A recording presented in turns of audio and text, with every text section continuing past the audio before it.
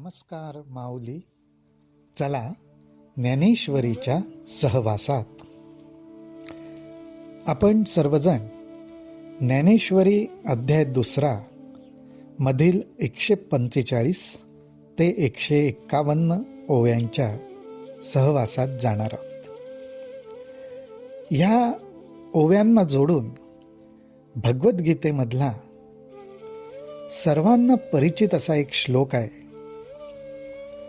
जरासा त्याचा उल्लेख करतो.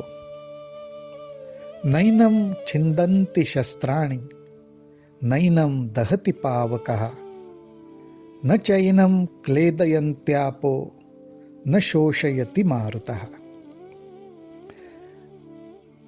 ह्या श्लोकांना धरून ज्ञानोबारायांनी आत्मस्वरूपाची ओळख करून दिलेली आहे. आत्मस्वरूप कसं आहे त्याला जाणणं कठीण आहे, परंतु ज्ञानोबारायांसारखे अधिकारी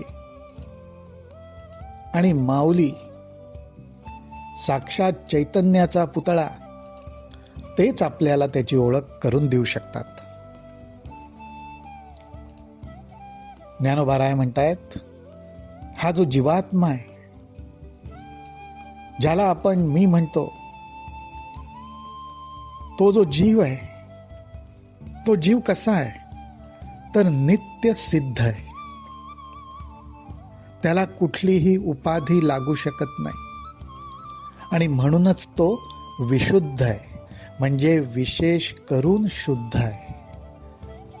कसं आहे की हे जग द्वैतानी भरलेलं आहे. प्रत्येक गोष्टीला 2 बाजू आल्या. शुद्ध म्हटलं की अशुद्ध आलं. पण अशी एक स्थिती की जी शुद्ध अशुद्धतेच्या पलीकडे आहे, म्हणजेच विशुद्ध आहे. आणि विशुद्ध काय तर कुठल्याही गोष्टीची त्याला उपाधी लागू शकत नाही. एखाद्या गोष्टीला एखादी उपाधी लागली की ती त्याची ओळख झाली.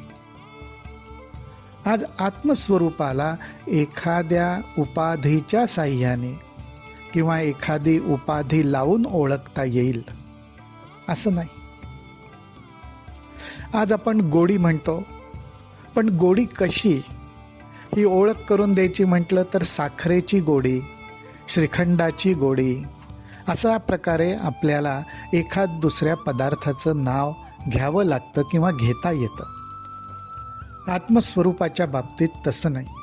म्हणून त्याला कुठल्याही गोष्टीची उपाधी लागू शकत नाही. ह्या जगामध्ये जर आपण पाहिलं तर ह्या जगातली प्रत्येक वस्तू, इथे आत्मवस्तू नाही बरं का माऊली, प्रत्येक वस्तू ही पंचमहाभूतांनी बांधलेली आहे, म्हणजेच ती उपाधित आहे. पृथ्वी आहे, जल आहे, तेज आहे, वायू आहे, आकाश आहे. 5 भूतांमध्ये ही बांधलेली आहे. आणि ही भूत कशी तर ज्यांचं एकमेकांशी पटत नाही, जे एकमेकांचा नाश करू शकतात. पृथ्वी, आप, तेज, वायू आणि आकाश एकमेकांमध्ये सामावून घेतात, एकमेकांचा नाश करतात. हा आत्मा जो आहे, आत्मस्वरूप जे आहे, हे ह्या पंचमहाभूतांच्या पलीकडचं आहे. पृथ्वी तत्वाच्या पलीकडचं, जलतत्वाच्या पलीकडचं, आकाश तत्वाच्या पलीकडचं, हे ह्या सर्व तत्वांच्या पलीकडे असल्यामुळे ना ह्याचं कोणी शोषण करू शकतं, ना ह्याला कोणी जाळू शकतं, ना शस्त्रांनी छेदू शकतं. आणि ह्या माऊलींच्या ज्या ओव्या आहेत, खरोखरच सतत चिंतन मनन करण्यासारख्या आहेत. आत्मस्वरूपाची साक्षात ओळख, त्याचं खरं स्वरूप कसं आहे हे ज्ञानोबारायांनी दाखवलंय. हा अनादि नित्य सिद्धू निरुपाधी विशुद्धू म्हणूनी शस्त्रादिकी छेदू न घडे यया. हा प्रळयोदके नापलवे अग्निदाहो न संभवे तेथ महाशोषू न प्रभवे मारुताचा. अर्जुना हा नित्यू अचळू हा शाश्वतू सर्वत्र सदोदितू परिपूर्ण हा. अशी त्याची ओळख केलेली आहे. सर्वत्र सदोदितू परिपूर्ण हा. आता हा जो जीवात्मा आहे, या जीवात्म्याची जी सगळी कार्य चालतात त्रिगुणांना धरून चालतात, सत्व रज तमला धरून चालतात, मनबुद्धीच्या साह्याने चालतात. आणि हे आत्मस्वरूप तर मन आणि बुद्धीच्या पलीकडे आहे.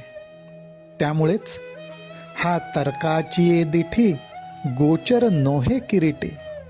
एखाद्या तर्काने एखाद्या विचाराच्या साह्याने याची ओळख करून घ्यायला जावं तर एका विचाराला दुसरा विचार स्फुरतो. आणि ह्याला तर दोनपणा माहितीच नाही, द्वैत माहितीच नाही. त्यामुळे हा तर्काची दिठी गोचर नोहे किरीटी. बर, मग मन बुद्धी एकत्र आणून ध्यानाला बसावं तर ध्यानाची अवस्था अशी होते की ह्याची भेट होईल म्हणून उत्कंठाच वाढत जाते. पण मनबुद्धीच्या पलीकडे असल्यामुळे ध्यानाच्याही कक्षेत पूर्णपणे येत नाही. ध्यान याची भेटी उत्कंठा व्हावे. पण ही उत्कंठाच मन आणि बुद्धीला याची गोडी लावते बरं. म्हणून ध्यान विशेष, म्हणून ध्यान महत्वाचं की उत्कंठा लागली पाहिजे. पण नुसतं मनाच्या आधारे याचं स्वरूप समजून घ्यायला जावं तर हा सदा दुर्लभू मना आपू नोहे साधना. याचा अर्थ असा की साधनेच्या द्वारे याची आपल्याला ओळख होईल असं नाही. म्हणजे साधना करू नये असं का? तर नाही, मनाच्या साह्याने फक्त साधना करायला गेलं तर त्याची ओळख होणार नाही. कारण हा मनाच्या बुद्धीच्या पलीकडे आहे. मनाच्या बुद्धीच्या पलीकडे म्हणजे काय आहे? तर निस्सिमू हा अर्जुना पुरुषोत्तमू. या आत्मरूपाचा पुरुषोत्तम म्हणून ज्ञानोबारायांनी उल्लेख केलेला आहे की हा पुरुषोत्तम आहे. आणि हा पुरुषोत्तम काय आहे? तर निस्सिमू हा अर्जुना. ह्याला सीमाच नाहीत. हा कुठल्याही सीमेमध्ये बांधला जाऊ शकत नाही.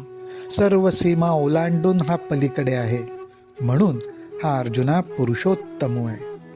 हा त्रिगुणांमध्ये बांधला जात नाही. या जगातली कुठलीही व्यक्ती, कुठलाही प्राणी घेतला तर त्रिगुणांनी बांधलेला आहे. आणि जो त्रिगुणांनी बांधलेला आहे तो विकारात्मक आहे. त्याला गुणातला कुठला ना कुठला तरी स्पर्श झालेला आहे. पण हा आत्मस्वरूप कसं आहे? तर हा गुणत्रया रहितू व्यक्तिसी अतितू अनादि अविकृतू सर्वरूप. श्रीकृष्ण परमात्मा अर्जुनाला सांगतायत असं हे आत्मस्वरूप आहे. आणि हे आत्मस्वरूप आज ज्या व्यक्ती तुला डोळ्यासमोर दिसत आहेत त्या प्रत्येकामध्ये हेच आत्मस्वरूप आहे. आणि हीच त्या प्रत्येकाची खरी ओळख आहे. आणि आपल्यामध्ये सुद्धा हेच आत्मस्वरूप आहे. ह्या आत्मस्वरूपाची जर का जास्तीत जास्त ओळख व्हायला लागली तर परमात्मा म्हणतो तेव्हा तुझा सगळा शोक निघून जाईल. अर्जुना ऐसा जाणावा हा सकळात्मकू देखावा मग सहजे शोकू आघवा हरेल तुझा.